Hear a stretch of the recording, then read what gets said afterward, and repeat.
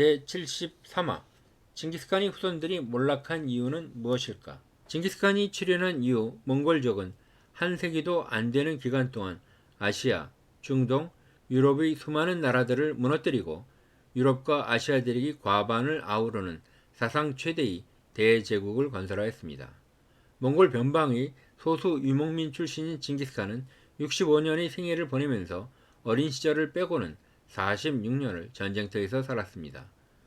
징기스칸이 점령한 지역은 40여 개국, 700여 민족의 땅 777만 제곱킬로미터입니다.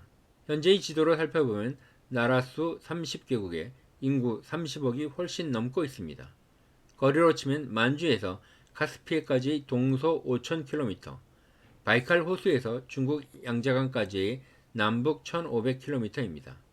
이는 유럽의 3대 정복자인 알렉산더의 기병이 점령한 348만 제곱킬로미터, 나폴레옹의 대포 부대의 115만 제곱킬로미터, 히틀러의 전차 부대가 점령한 219만 제곱킬로미터를 모두 합친 점령리보다도 59만 제곱킬로미터가 더 많은 지역입니다. 시대가 영웅을 만든다는 말도 있지만 시대가 영웅을 만드는 게 아니라 영웅이 시대를 개척한다는 말도 있습니다.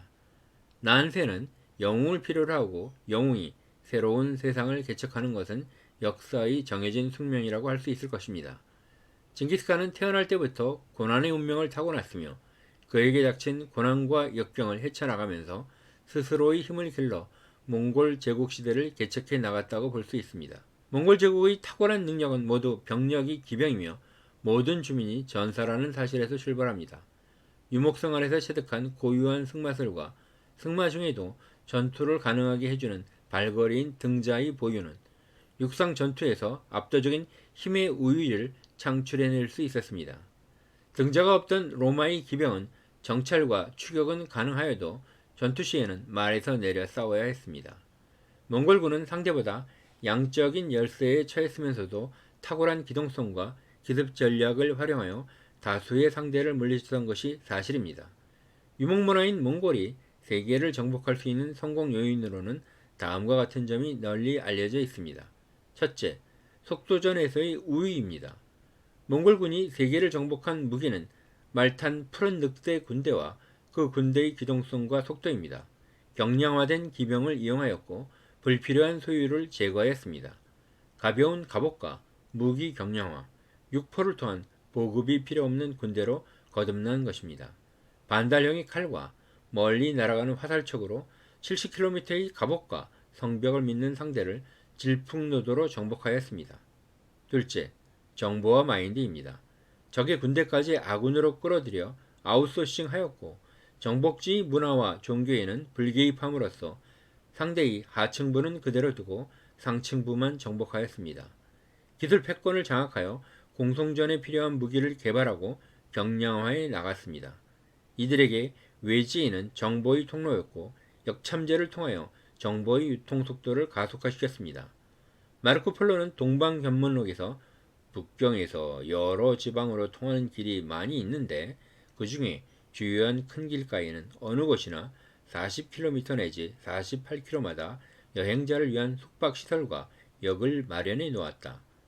왕이든 황제든 지구상 누구라도 그런 제도를 보면 위대한 자산이라고 감탄할 것이다.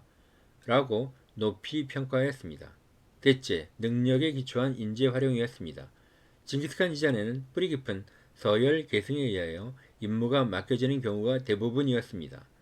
징기스칸은 능력이 있는 자라면 포로 출신이나 심지어 노예 출신도 중요 직책에 임명하였기에 최종적으로 강인한 전투력을 유지할 수 있었습니다.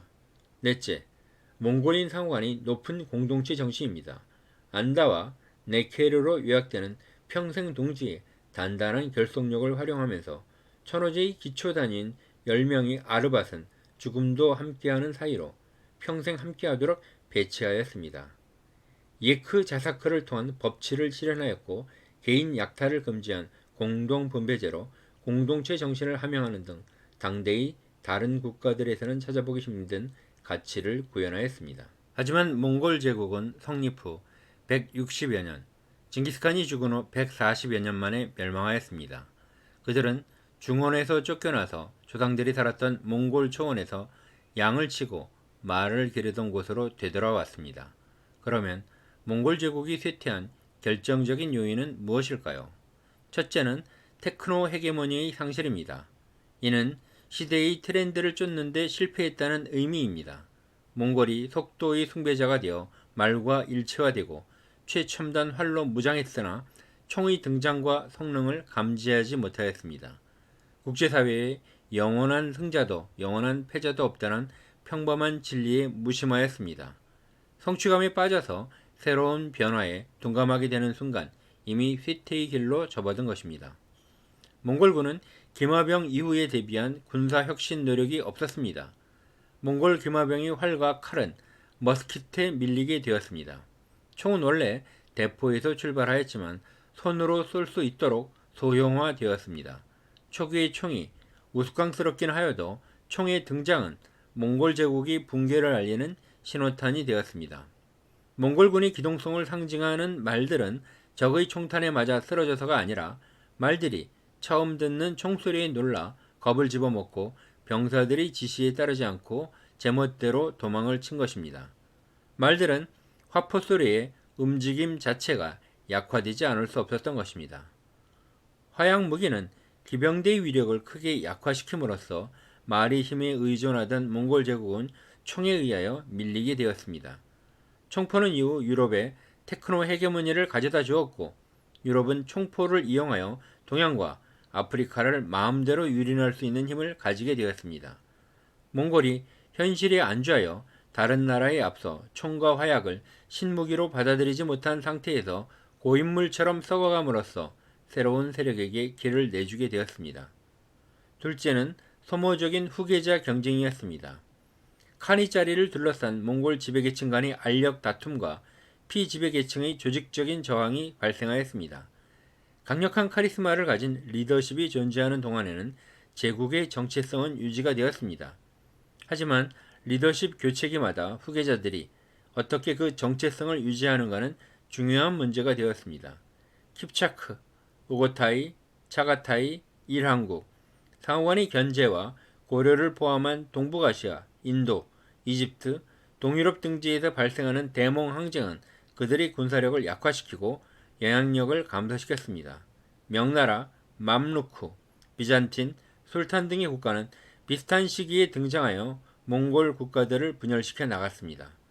징기스칸은 몽골인들이 단결이 없으면 모두 생존할 수 없다는 교훈을 강조하며 협력을 통하여 몽골 제국을 건설하였습니다. 하지만 이는 후계자 경쟁에서 협력이 무너졌고 이는 몽골 제국의 쇠퇴로 이어지게 되었습니다.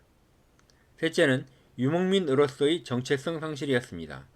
징기스칸의 강력한 힘은 속도와의 전쟁, 속도의 전쟁으로 정의되는 유목사회의 장점을 살려서 정적인 농경민들이 미처 대처할 수 있는 시간적인 여유를 주지 않고 침략과 약탈을 통하여 정복을 하였기 때문에 가능하였습니다.